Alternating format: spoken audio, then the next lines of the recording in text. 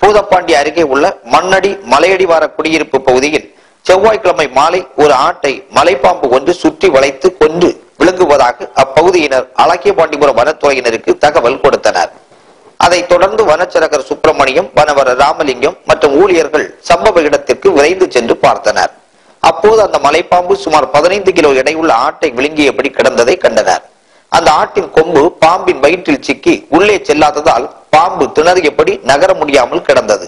அந்த ராட்சத பாம்பு 26 அடி நீளமும் 45 கிலோ எடையுடனும் காணப்பட்டது. உடனே பொதுமக்கள் உதவியுடன் வனத்துறையினர் அந்த மலைப்பாம்பை தூக்கிய போது அது விழுங்கிய ஆட்டை கக்கிவிட்டது.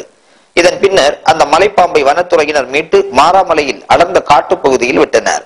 இந்த பாம்பு 18 நாட்களுக்கு முன்பு இதே பகுதியில் 7 கிலோ எடையுள்ள ஒரு ஆட்டிக்குட்டியை விழுங்கியது.